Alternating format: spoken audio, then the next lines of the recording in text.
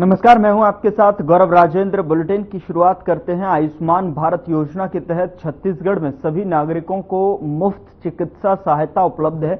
इस विषय पर आईएमए के राष्ट्रीय सह सचिव डॉक्टर विनोद तिवारी से खास बातचीत की, सुनिए आप।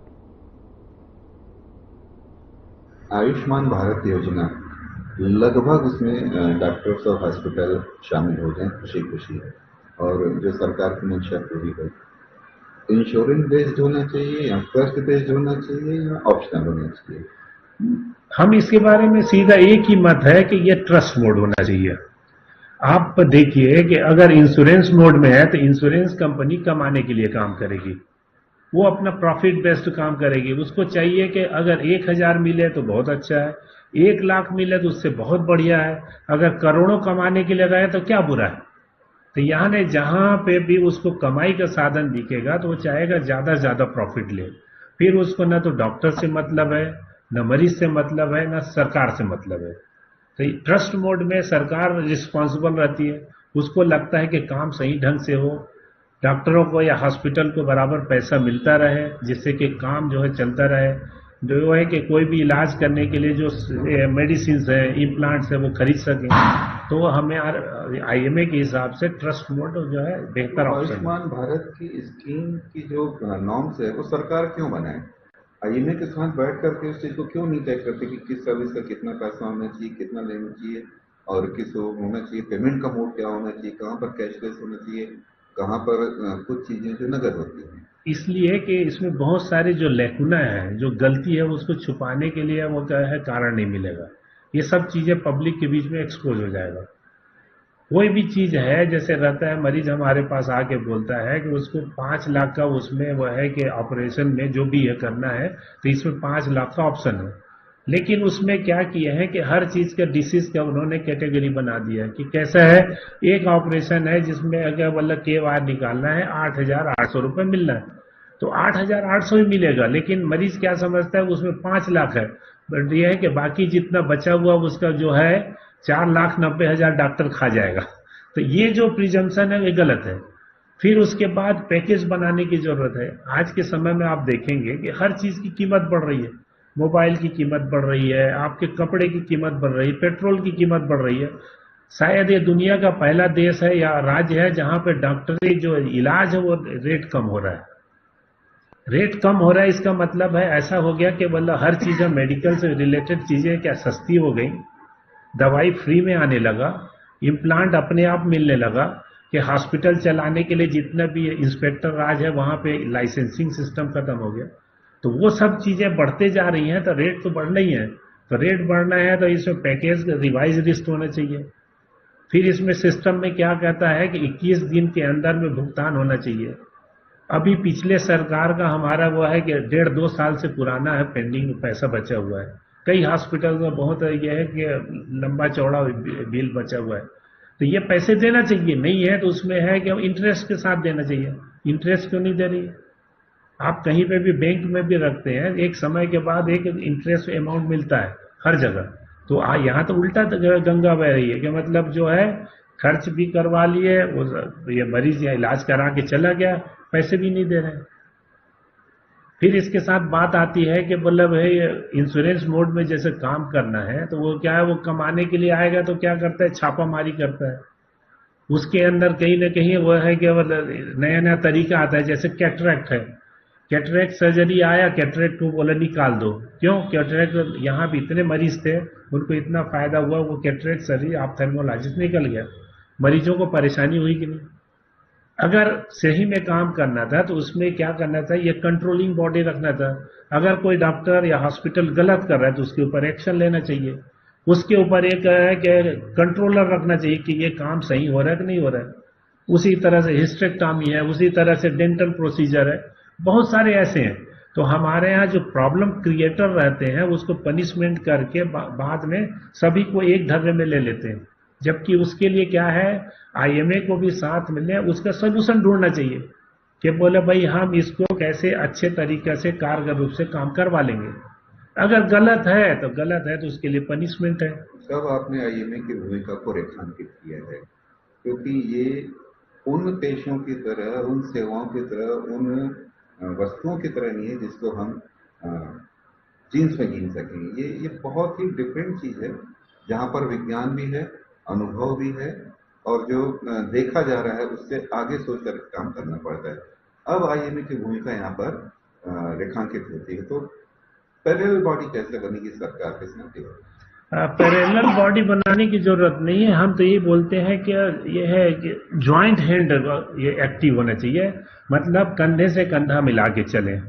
हम लोग सरकार से न तो कोई इंसेंटिव चाहते हैं, न हमें कोई है कि बोला भाई कोई सैलरी बेस चाहिए, न हमें कुछ सरकार से कुछ फायदे की बात कर रहे हैं। अगर समाज में या पब्लिक के लिए, हमारे मरीज के लिए कुछ फायदा हो जाए तो डॉक्टर इसमें स्वस्फूर्त निःशुल्क रूप से सहयोग देने के लिए तैयार है। तो हमारा आईएमए का इतना बड़ा डेलीगेशन है, इतने ये है कि नामी गिरामी डॉक्टर्स इससे जुड़े हुए हैं, वो सब सहयोग के लिए कर रहे हैं। तो सरकार को अपना कदम आगे ऐसे ही बढ़ाना चाहिए, सहयोग लेना चाहिए। अगर कहीं नीति निर्धारक है वो अपने आप को बहुत बड़ा समझ लेते हैं और हमारे आईएमए की भूमिका को नकार देते हैं, तो फिर उनकी मर्जी, जैसा चाहे। फिर आपने उनको छूट दे दी ना?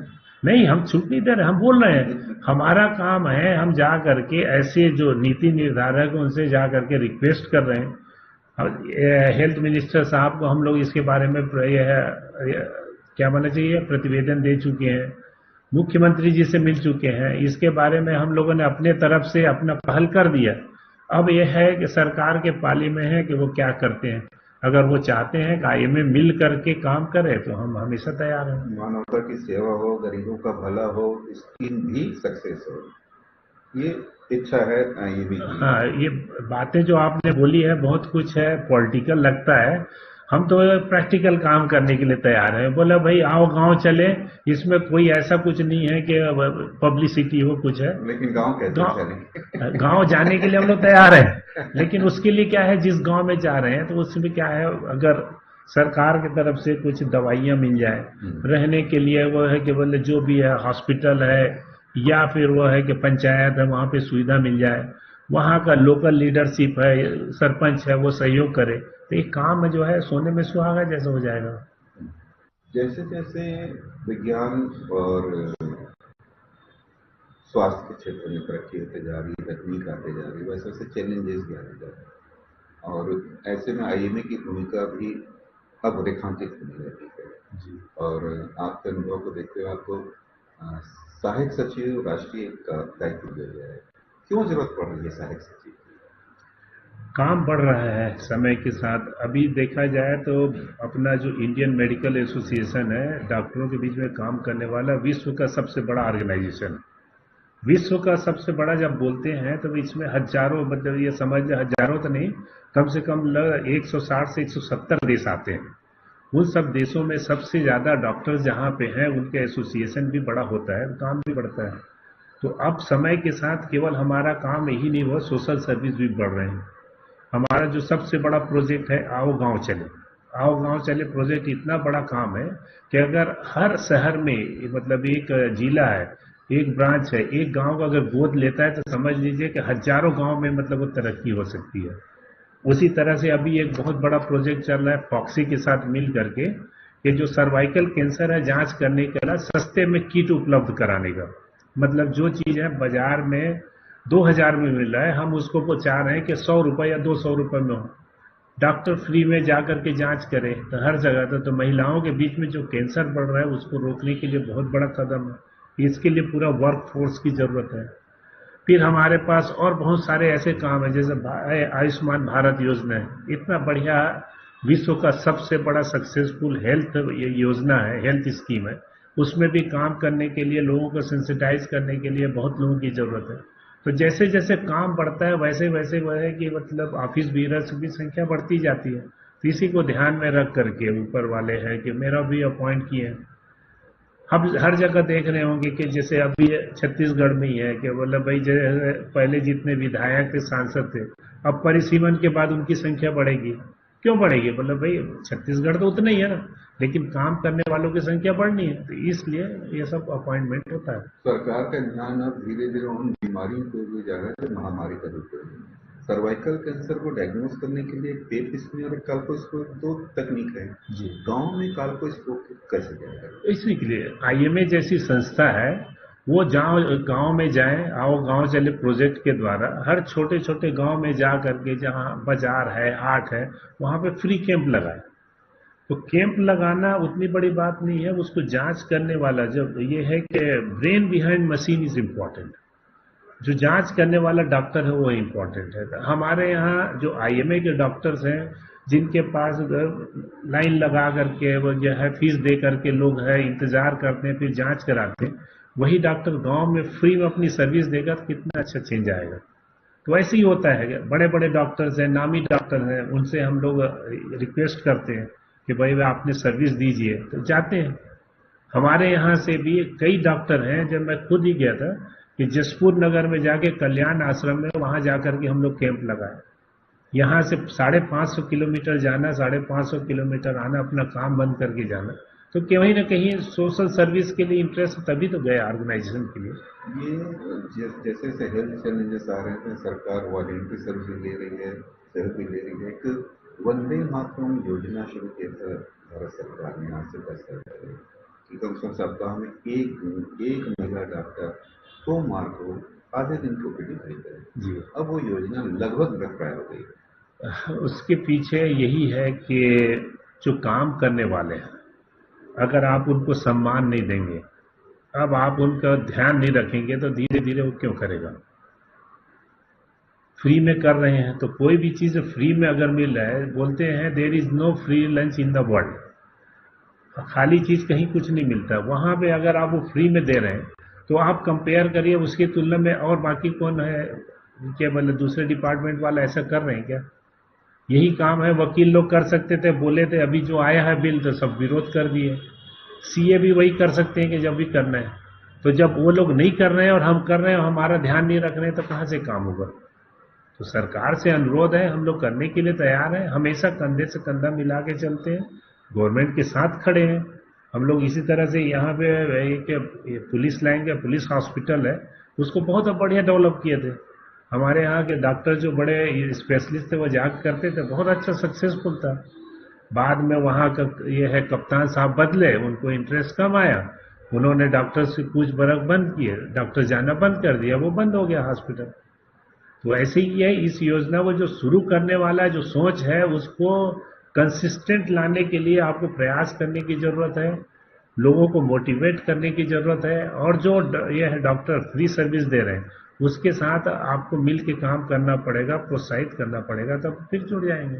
तो अभी तो शहरों में ही डॉक्टर बहुत कम पड़ रहे हैं, जिस हिसाब से शहर और डिजीज बढ़ते जा रही हैं, जिस हिसाब से उसके सहायक और वो चीजें बढ़ते जा रही है, कहाँ से आईएमए इस चीज को आगे बढ़ा पाएगा, लोगों को मोटिवेट कर पाएगा, जरूरतों को पूरी कर पाएगा? ये कुल मिला के माखीजा साहब जैसे रहते हैं ना, टिप ऑफ आइसबर्ग है, जो हमें दिखता है ऊपर, जो हल्का से दिखता है, यहाँ पे डॉक्टरों की कोई कमी नहीं। अगर आप देखेंगे काम करने वाले डॉक्टर्स कितने हैं और नहीं करने वाले, दोनों में देखेंगे तो बहुत बड़ा अंतर है। बहुत सारे डॉक्टर्स हैं जो कि मतलब भाई ये ऑफिशियल काम में लगे रहते हैं, बहुत सारे ऐसा काम करते हैं। आप उनकी इफिशियंसी के हिसाब से काम करिए कि एक डॉक्टर जो दिन में इतने मरीज देखता है, तो हर डॉक्टर उतने मरीज देखने लगे तो ये संख्या बहुत कम हो जाएगी। और फिर अभी के समय में तो इतने डॉक्टर्स निकल रहे हैं कि आप उनके लिए जॉब नहीं दे पा रहे हैं। अनएम्प्लॉयमेंट डॉक्टरों के बीच में बढ़ते जा रहे हैं। यहाँ ये बाहर ये है कि इतना ब्रेन ड्रेन हो रहा है, हमारे यहाँ जो पढ़े लिखे डॉक्टर्स हैं सब विदेश जा रहे हैं। जब हमारे डॉक्टर्स कमी रहेगी तो बाहर क्यों जाएंगे। और हमारे यहाँ डॉक्टर जितना आसानी से उपलब्ध है दुनिया में कहीं नहीं है। अगर आप तो भाई जुड़े हुए हैं, मतलब ये है कि जो भी न्यूज सेगमेंट से जुड़े हैं, आप तो देखते रहते न्यूज है, कभी यूके वगैरह से कंपेयर करिए।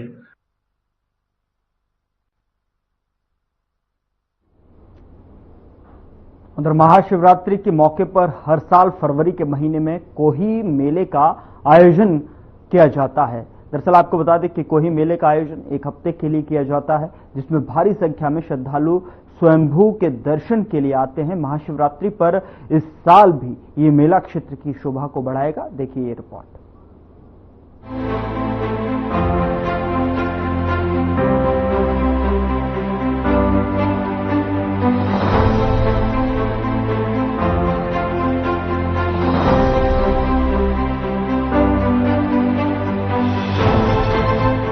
दुर्ग जिले के पाटन के अंतिम छोर में बसे ग्राम पंचायत कोही में महाशिवरात्रि के दिन सालों से श्री महाकाली और हनुमान मंदिर परिसर पर मेला लगता है, जहां स्वयंभू भगवान शिव के दर्शन करने के लिए श्रद्धालुओं की आस्था की भीड़ लगी रहती है।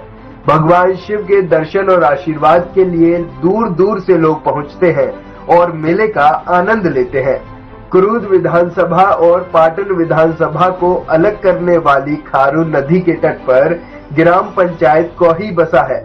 पाटन विधानसभा का आस्था का केंद्र माना जाता है, जहां स्वयंभू भगवान शिव, माता काली, नारायण, कृष्ण, माता संतोषी, हनुमान जी, वैष्णो देवी के साथ 36 से ज्यादा मंदिर हैं, जहां 12 महीने भक्तों की भीड़ लगी रहती है। लेकिन महाशिवरात्रि को भगवान शिव का प्रमुख पर्व माना जाता है। माना जाता है कि सृष्टि का प्रारंभ इसी दिन से हुआ था।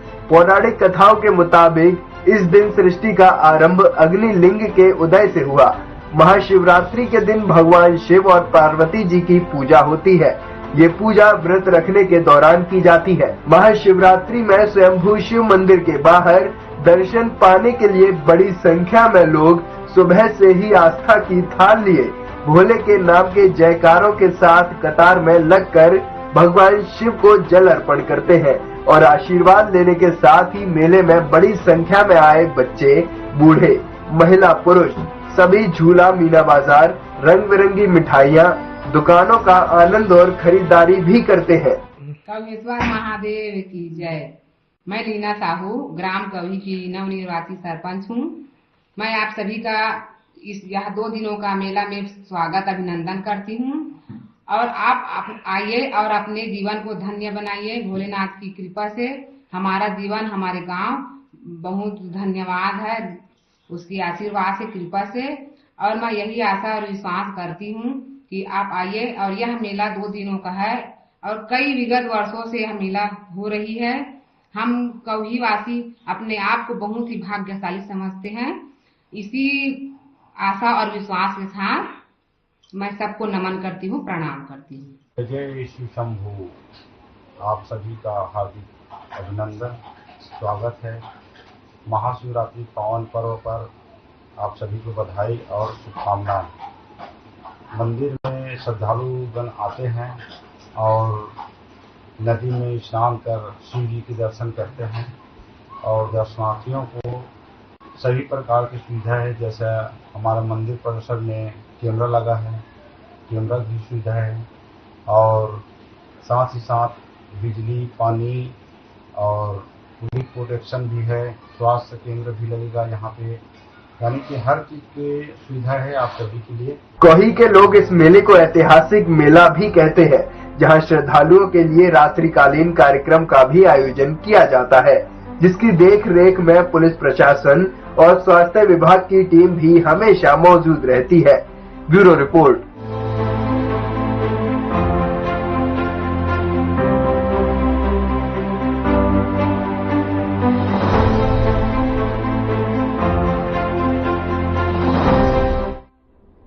प्रदेश कांग्रेस कार्यालय में ईडी के पहुंचने पर कांग्रेस संचार विभाग प्रमुख सुशील आनंद शुक्ला का बयान सामने आया है। उन्होंने कहा कि भारतीय जनता पार्टी की केंद्र और राज्य सरकार के इशारे पर ईडी अपनी सीमाओं को लांघ रही है। स्तरीय पंचायत चुनाव में बुरी तरीके से पराजित हो चुकी है। जिला पंचायत में कांग्रेस के 18 जगह पूर्ण बहुमत के अध्यक्ष बनने जा रहे हैं। 7 जगह हमारे समर्थित सदस्यों के साथ हमारे अध्यक्ष बनने जा रहे हैं। प्रदेश में कुल 25 जगह 25 जिला पंचायतों में कांग्रेस के अध्यक्ष बनने जा रहे हैं। लेकिन भारतीय जनता पार्टी सत्ता बल का दुरुपयोग करके जनमत का अपमान करने जा रही है। कांग्रेस के जो सदस्य जीते हैं, ऐसे सदस्य जो कांग्रेस विचारधारा के जीते हैं, निर्दलीय सदस्य, उन सबको एसपी, कलेक्टर के माध्यम से, पुलिस अधिकारियों के माध्यम से, कहीं कहीं एसडीएम और एसडीओपी के माध्यम से उठवाया जा रहा है। यही नहीं, खरीद फरोख्त करने के लिए एक एक सदस्यों को फॉर्च्यूनर और इनोवा जैसी गाड़ियां देने का लालच दिया जा रहा है। बड़ी संख्या में भारतीय जनता पार्टी ने फॉर्च्यूनर, इनोवा और स्कॉर्पियो जैसी गाड़ियां खरीदने की जुगत भिड़ा के रखी है।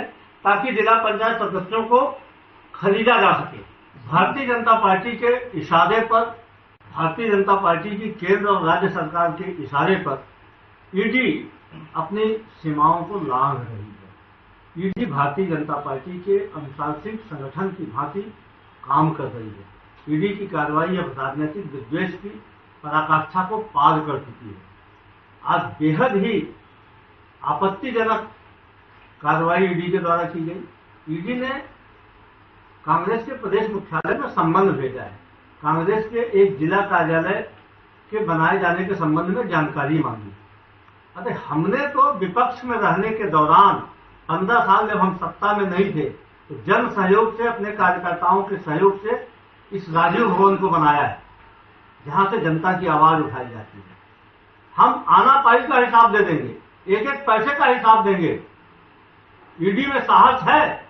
150 करोड़ रुपए का जो कुशाभाऊ ठाकरे परिसर बना है छत्तीसगढ़ में, ऐसा कोई भी 5 स्टार होटल नहीं है जिसकी सुविधाएं कुशाभाऊ ठाकरे को मात करती है।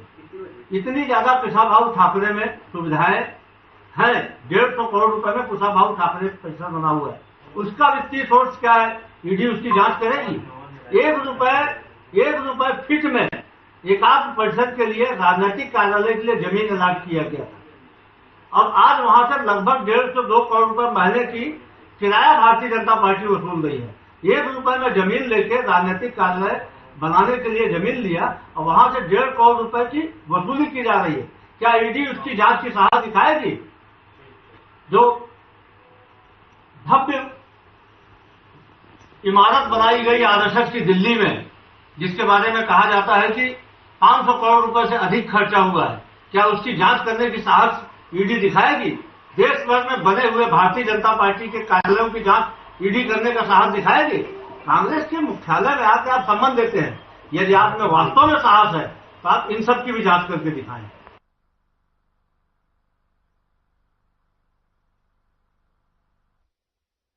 खबर बीजापुर से है, जहां 9 माओवादियों ने पुलिस के समक्ष आत्मसमर्पण किया और इनमें 23 लाख रुपए के इनामी 4 माओवादियों को शामिल हैं। आपको बता दें कि पीएलजीए बटालियन क्षेत्र के में जो है सक्रिय रूप से प्रतिबंधित भाकपा माओवादी संगठन में कार्यरत 8 लाख रुपए के इनामी पार्टी सदस्य एओबी डिवीजन में कार्यरत 5 लाख के इनामी एसीएम जगरगुंडा एरिया कमेटी और दक्षिण सब जोनल ब्यूरो में कार्यरत 5 लाख रुपए के इनामी 2 एसीएम माओवादियों ने आत्मसमर्पण किया है। दरअसल आपको बता दें कि क्षेत्र में हो रहे विकास ने इन्हें प्रभावित किया है, जिसके बाद आत्मसमर्पण किया गया।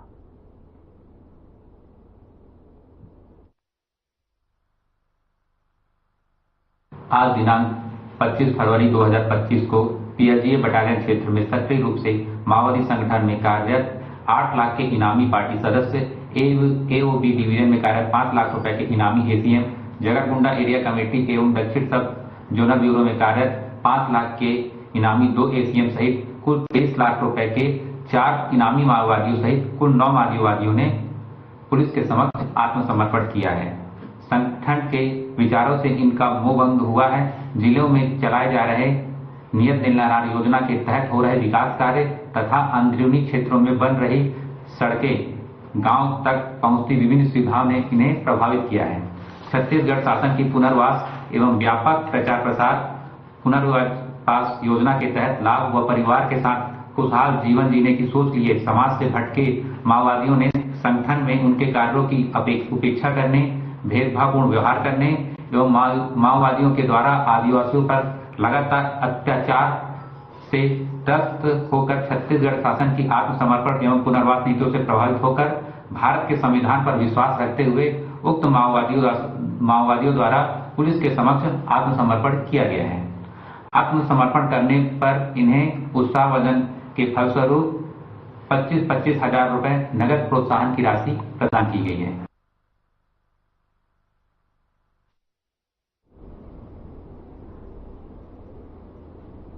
फिलहाल बुलेटिन में इतना ही। नमस्कार।